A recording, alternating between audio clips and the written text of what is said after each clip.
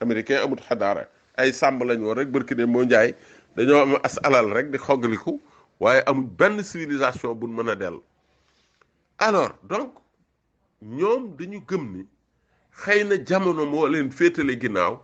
waaye waruñoo féete ginnaaw tey dañoo war a fagaru ci àdduna ëllëg bi ngir mën a bokk te loolu dañ ciy bàyyi xel moo tax ñu formé seen xarasu tawri daal di tàmbali nag ba ñu gàñee révolution bi Iran tasdir al thawra exporter la révolution ñu ne rek dëgg la libéré nañ Iran def nañ ko réewu l'islam waaye wartayam Iran kese dañ ko war a yaatal ci at alors loolu nag moo leen fënqaleeg occidentaux yépp nag Amérique da cee gën a pànk rek xëy na ëpp ci doole jiite ko waaye gëmal ne France bugut Iran Italie bugul Iran Allemagne bugul Iran Chine bugul Iran Russie bugul Iran mel ni réew ci réewu tubaab yi bugg ko parce que xadaara bi muy proposé safaanu xadaara bi ñuy proposé ñoom la ndax Occident dañoo gëm ne seen xadaara mooy modèle namawzajul xadaaraat te iraniens yi dañoo gëm ne ñee amuñu sax civilisation ñun ñoo amoon civilisation mais ñoom surtout ñi nga xam ne ay persan lañ ak islam bi ñu indi nag dëgërloo ko loolu bokk na ci li leen may doole xam ngeen ne seen révolution ba bañ koy def dañoo daal di jàppante ak américains yi jàppante yu métti ñu xëy rek seen étudiants yooyu les brigades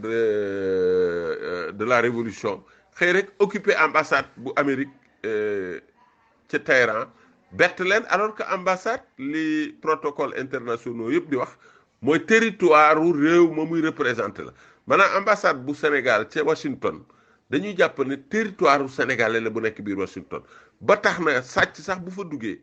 américains yi sañuñu dàqe ko bu dugg ci biir ambassade ba bu ñu egsee ca buntu ba dañuy taxaw il faut ñu dégg ak ambassadeur ba balaa ñu fay dugg ñoom nag ñu xëy aakimoo ambassade ba jàpp otage liggéeykat yi fa nekkoon yëpp tudde leen ay espion wakkurul muxaabaraat lañ ko tudde woon ak wakkurul istixbaaraat alors ne am tàggu ay coy la ay coy mooy ay espion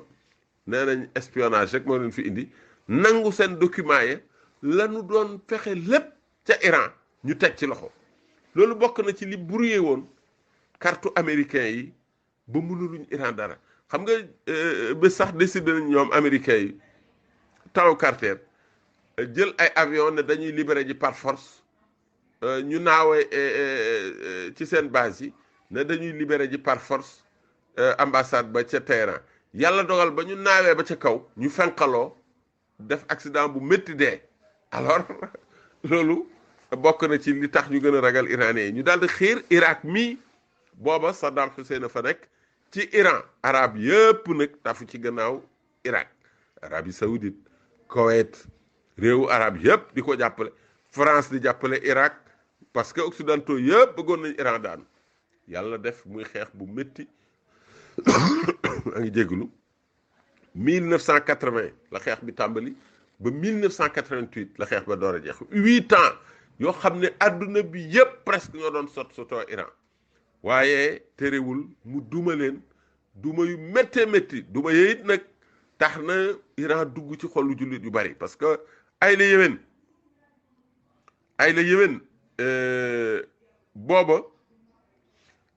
Iran wane na pas-pasul islam fu ñu taxawit allahu akbar la ñuy wax seen xeex yëpp alquran lañ ciy jiite seen brigade yi Badr lañ koy tuddee Uhud ak yu demee noonu maanaam lépp ci maraaja islamiya lay dellu ñuy dund lislaam itam di ko wane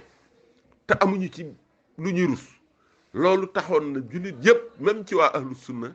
àndandoo ak ñoom ci début ba xëy na sax li indi réero bi bañ demee ba gañe ba toog dañu xaw a tàmbaliwaat di exporter chiisme bi ci façon boo xam ne xaw na déranger un peu waa ahlu sunna ndax dañ leen fekk si seen kër dugal fa seen pas-pas ba xaw a nangu ci waa ahlu sunna ñenn loolu xam nga foo ko defee nit ñi bëgguñ lu bees loolu naka jekk nit ñi noonu lañ mel alors loolu moo leen xaw a féewaleeg nit ñi mais ca tàmbali ba moom jullit yépp a leen doon jàppale wax dëgg yàlla jullit yi maa ngi ci jublu jullit yi nga xam ne ñi ngi dund seen lislaam bu wér alors donc ñooñu foofu leen jaar ak Amérique ba tey jii ni jubóowul léeg-léeg nag jamono dox ba ñu amandoo benn noonu maanaam ñoom comme waa Chia lañ ànduñu ak salafiyuuna yi gis nga Daesh nga xam ne ay salafiyuuna lañ ba ñu kii Souleymane mi ñu rey bokk na ci ñi leen xeex Syrie ak Iraq ba génne leen fa booba américains yi daan jëflanteeg moom àndandoog moom daan collaborer ak moom ba génne leen fa parce que booba intéressé na leen américain moom jullit yëpp la yemale amul benn jullit bu ñu sopp waaye nag ñoom selon les situations dinañ collaborer ak jullit baa wala bële waaye pour jëfandikoo ko rek la waaye du dafa nekk seen xarit wala islam ba mu yore moo ëpp jàmm loolu jullit yee ciy nax seen bopp rek mais Occident pour ñoom amul islam bu am jàmm ak bu am ay ñoom islam yëpp benn la moo tax musuma d'accord ci thèse bi islam bii moo ëpp jàmm bee moo déedéet nañu waxante rek ñun ci jullit ku réer ñu delloo si la waaye ku dutab jullit yëpp benn bët la leen di xoole jullit la rek te loolooy dëgg li yonent bi sallallahu alayhi wasallam wax al kufru millatun wahida yéefar yi benn say lañ ñoom itam ñun ñooy xamadi rek waaye benn say lañu ñoo bokk fu ñu jëm ñoo bokk jubluwaay ñoo bokk lu ñu weddi ñun itam ñoo bokk luñ gëm bokk jubluwaay mais maal asaf jullit yi ñëpp amul leer gis-gis bu leer ci loolu mooy indi difficulté yi am suñu diggante donc bref ma dellu siwaat ci mawdu bi ndax dafa yaatu xaqiqatan pour ñu dégg jaamaarloo gi il faut ñu xam géopolitique ni àdduna bi tudde donc nee naa occidentaux yëpp contre Iran gis nga embargo yi ñu ko fi dóor ci wàllu économie xatal nañ ko bundu xataal ko coono yooyu yëpp bari na jamonoy Iran di defi concession di naxante maa ngi fàttali ne Iran seen élection yi passé def nañ tuuba bi ñuy fal Hassan Rouhani mii nekk président actuellement dafa bokk ca xam nga ñoom toujours politiciens yi réew moo dem noonu la dafay am nit ñu tàng am ñu sedd am ñu gën a tar dafa am kuréel bu tar ñu tuddee les radicaux wala les faucons dafa amoon seen élection yi passé man jamono yooyu demoon naa Iran may waxtaan ak sama benn xarit mu ne ma kan mooy sa candidat ma wax ko turam ancien ministre des affaires étrangères la mu ne waaw sa candidat bi rek ku baax la waaye du jàll man ko lu tax mu ne ma peuple iranien du fale nit parce que diw ak diw la ñoom dañuy xool marxala buñ toll ne kan lañ soxla fi mu ne dañuy toll ci jamono boo xam ne tey dañ naan économiquement dañoo daanu réew yi dañoo béjoo ak ñoom kon ki ñu war a fal daa war a nekk nitu jàmm kuy defar kuy tabax ab économiste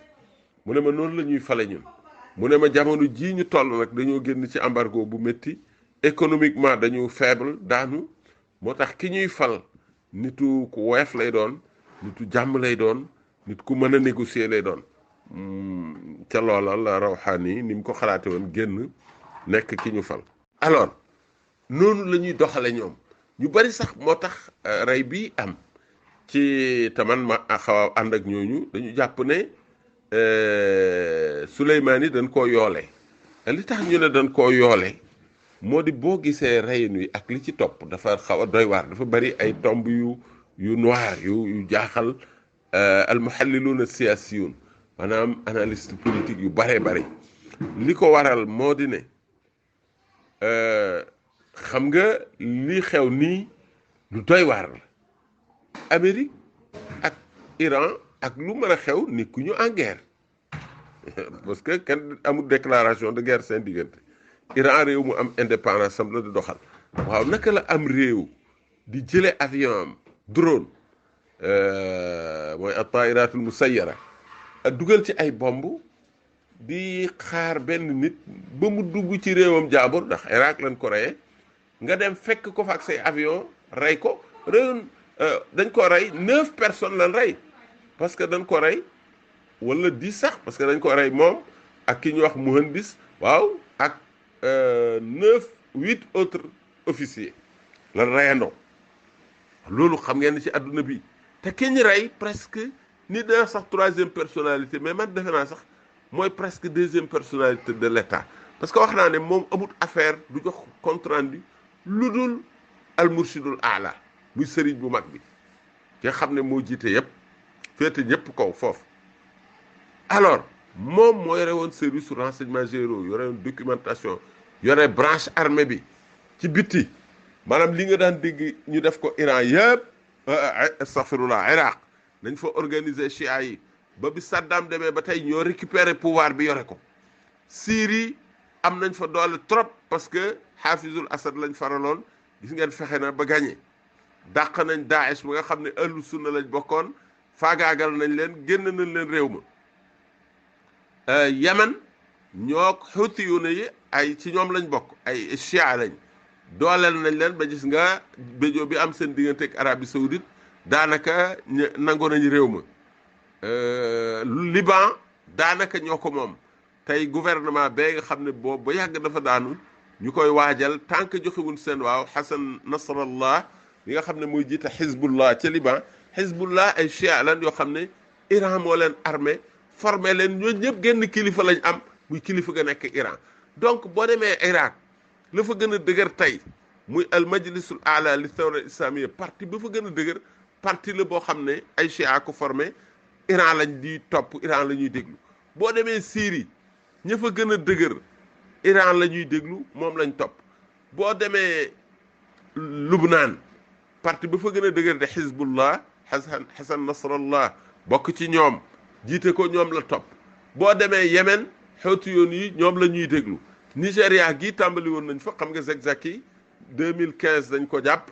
armée bi bari koy jàpp xeex na ak ñoom ñetti fan ñu door koo mën a faagaagal ndax communauté chiite ba fa ne te foofa dañuy door a tàmbali donc noonu la ñuy doxale loolu lañ tudde ñoom mexwarul muqaawama ñoom dañoo formé benn cercle benn axe mexwar boo xam ne ñëpp dañ leen a dugal d'abord ci chiisme mais armé leen wala wutal leen bras armé benn milice boo xam ne moo leen di aar parce que ñoom loolu aussi violence boobu aussi dafa nekk ci seen histoire danaa ca maqtalu Hussein ngay déparé faat nga ñu faat Hussein ak fi ñu jaar ba egsi fii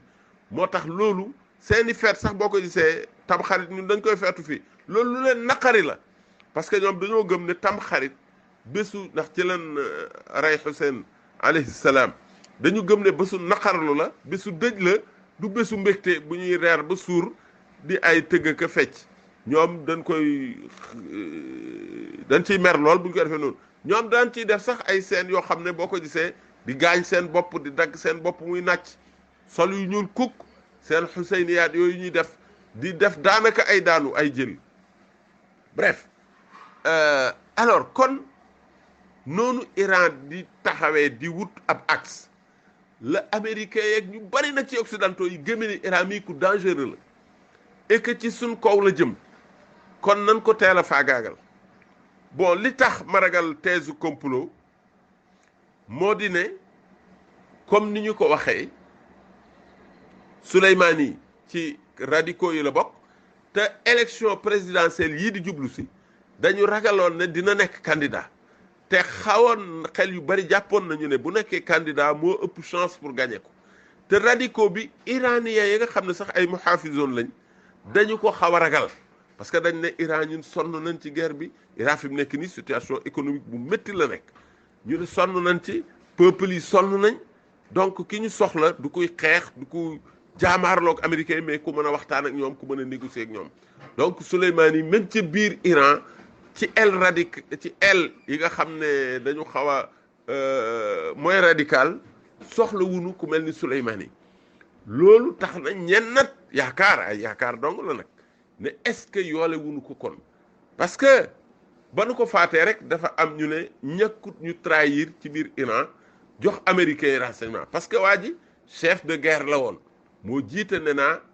brigade al-Quds nga xam ne mooy brigade bi gën a armé bi gën a dangereux ci Iran ñoo yore service de renseignement généraux ak sécurité ak documentation donc kooku ay génnam ak i duggam yépp dañ ko daan surveiller di ko aar di ko yiir alors nu ñu sàggane nag ba ñu bett leen rey ko ak officier yam àndaloon te muhandis même àndaloon presque numéro 2 la woon moo ko nekkaloon Iraq muhandis ci yu bari moom it moo ko daan jiite al-Hashdu Shaabi mooy benn milice la bu nekk Irak aussi bu leen topp ba tey bu bokk ci ñoom muhandis bokkoon na ci ñi ko jiite woon mooy deuxième personnalité bi ñu rey ci même attaque bi après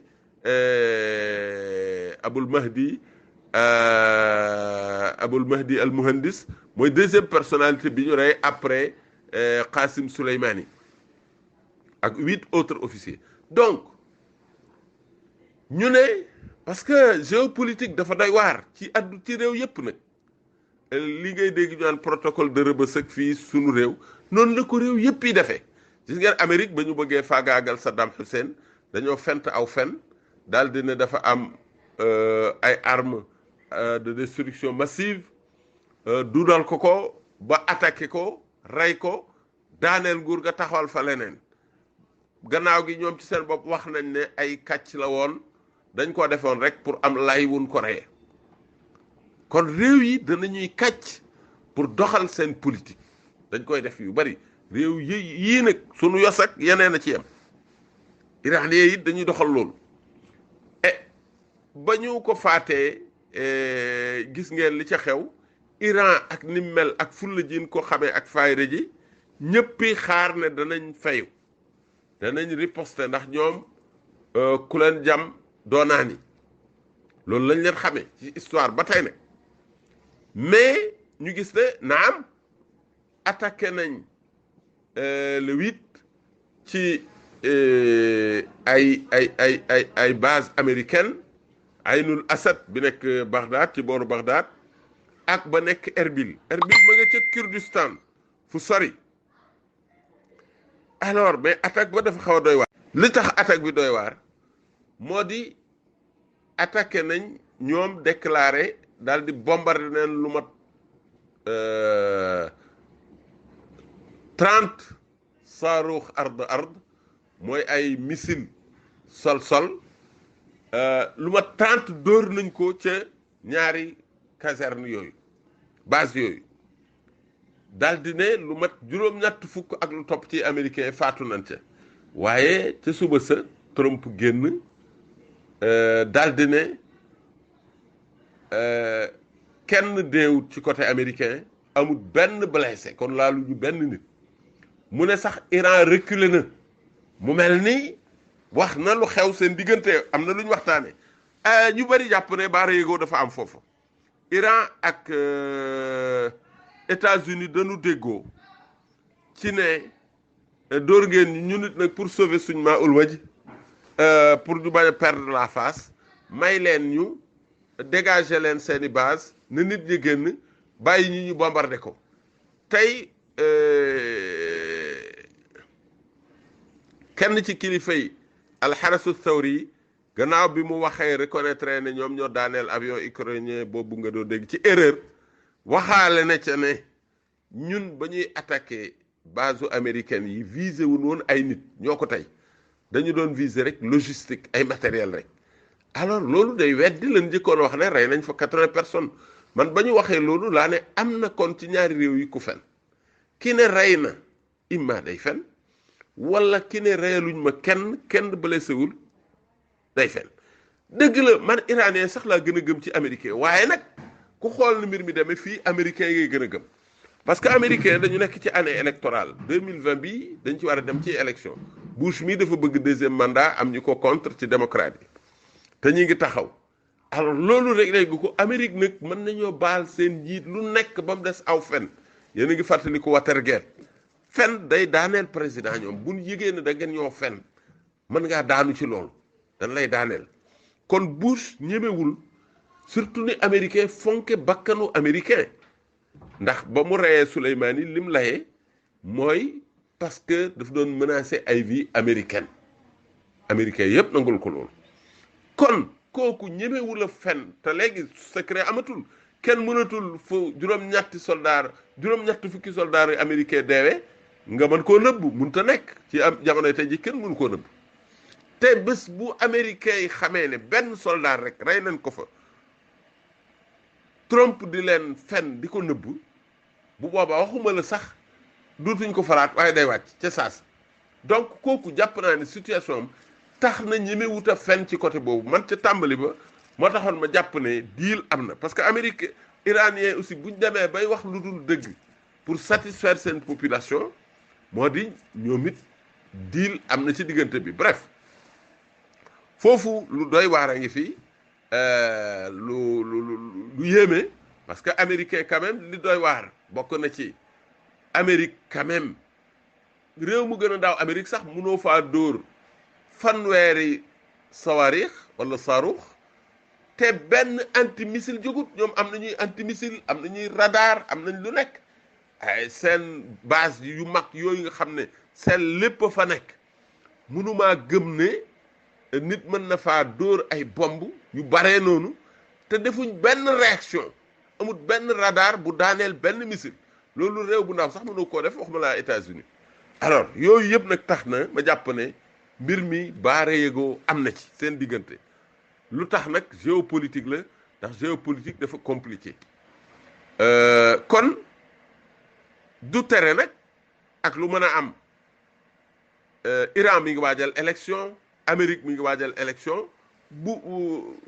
Trump moom dégg ngeen li wax keroog boobu def conférence de presse. ak lu mën a am tant que maa ngi nekk président, Iran du mës a am bombe nucléaire. bombe nucléaire rek dafa am enjeu bu rëy sax, ndax day bombe boo xam ne daanaka li ñu naan mën naa tukkal àddina. gis ngeen deuxième guerre mondiale, Amérique mii nag li tax ñu di dof ñoom rek ñoo ko mës a jëfandikoo.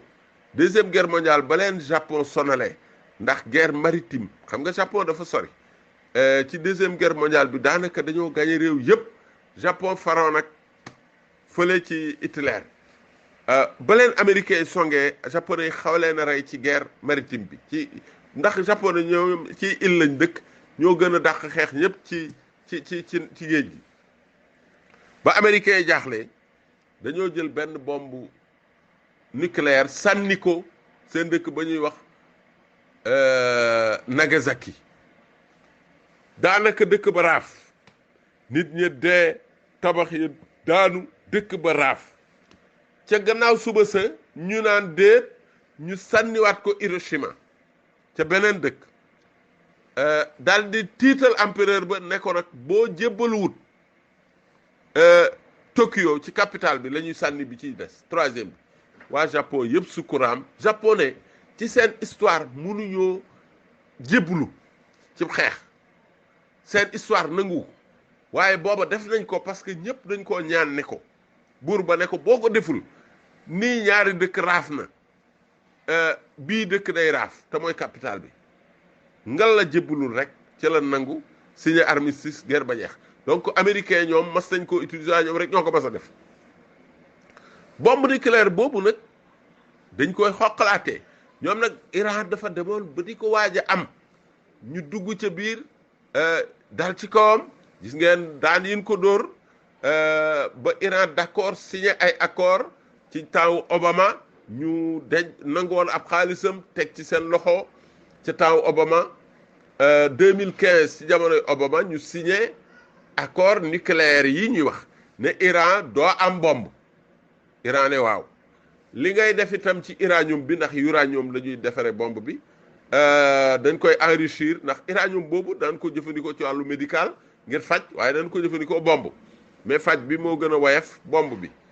daan la may nga jëfandikoo ko pour faj, waaye deesu la may nga egg ci lii mën a defar bombe. nee na il faut nga enrichir ko de plus de 16% pour mu mën a am bombe. foofa Iran xaajigu faa egg. donc enjeu bi nekk na foofu. comme ñoom ñaar ñëpp dañuy dem élection nag, xam naa ku ci nekk yaa ngi waajal sa bopp, nekk ci sa campagne. waaye ak lu mën a xew, juboo du mën a am mukk seen diggante, ndax Iran ca tàmbali ba waxoon naa ne réew la moo xam ne daa jàpp ne moom kenn waru koo yilif, daa war a yilifee ci àdduna bi.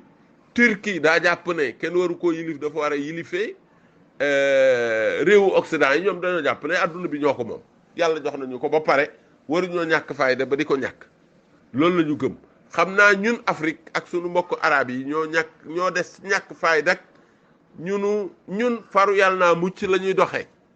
ñun naka jekk nag jamonoy colonisation bi da nga dégg ñu ne France jóge France di ki fekk ñu sunum réew naan danaa ko moom, ñu naan dungal ko moom, ba mu jigi ñu nangul ko.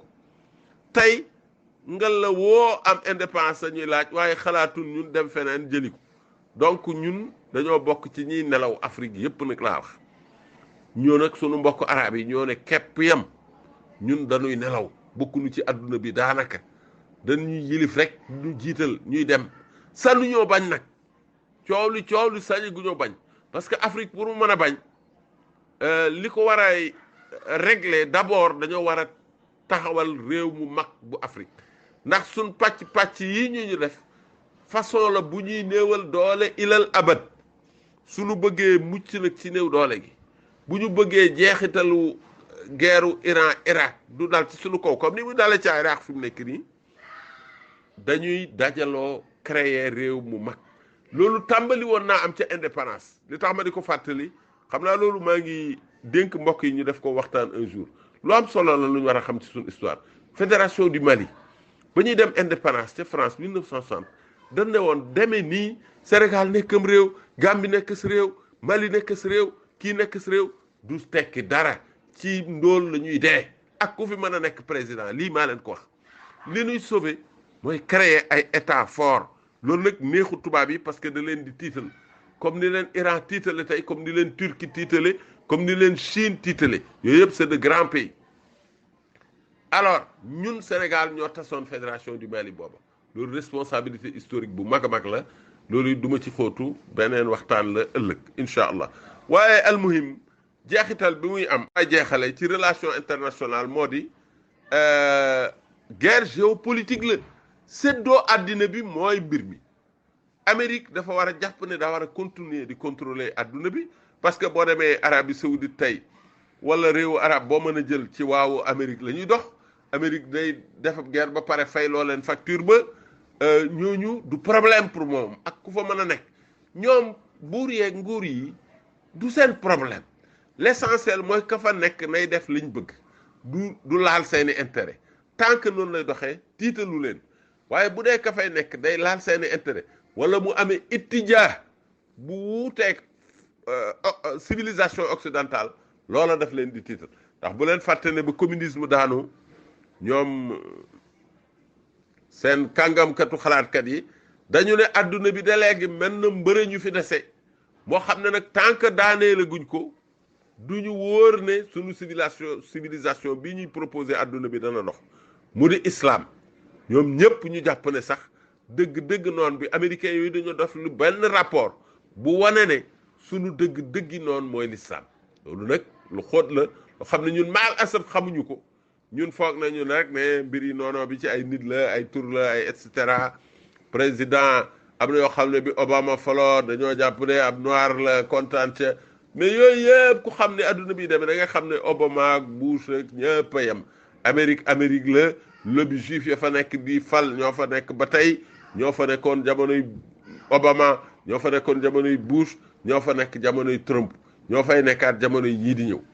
ñun nag suñu réew yi demewul noonu ñun kon Afrique ak mbokku arab yi dañoo am sasu jéem a bennoo d'abord jéem a créer état yu fort yu respectable ci adduna bi état yoo xam ne danañ mën a taxaw ëllëg ndax état buy émergent du mel ni état su mel ni su Sénégal si nga xam ne as rëdd la état su mel ni Mali état su mel ni Gambie état su mel ni Sénégal mais bu nu dajale woon yooyu am ay état fédéral yu mag na ko Cheikh Anta Diop daan wootee Kwame Nkrumah daan ko wootee ñeneen ci kàngami Afrique yi daan ko wootee tant que egguñu foofu jàpp naa ne jaaragunu yoonu am indépendance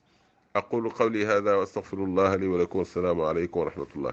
maa ngi jégalu xam naa li ci des ci ay question la ndax thème bi dafa yaatuwaay boo xam ne mu ne su ko peeg ci wenn waxtaan wax dëgg yàlla waaw sëñ Mouhamadan ñi ngi ziar di nuyoo barakallah di rafetlu kàddu yi waaw lii di xew ni lan la mën a jural àddina bi ak danger bi ci nekk boom bu ci njëkk mooy ay baaxul ay du yem ci boppam borom wattaqu fitnatan la tusibanna alladina zalamu minkum xaasatan la alquranul karim wax yàlla ñu moytandikuloo fitna boo xam ne bu ñëwee du yem rek ca ña ko def loolu nag mooy moytu guerre mondiale yi nga tudd première ba comme deuxième bi xam nga ñun Afrique yóbbu nañ ca suñu maam ñu dee fa te ñun suñu yoon nekku ci woon seen diggante ñoom européens yële ñoo doon reyanteek béjoo ñun ñu dikk jël si nu fii ci suñuy réew mobiliser nu par force yóbbunu sunuy maam deece te seen yoon nekku ci woon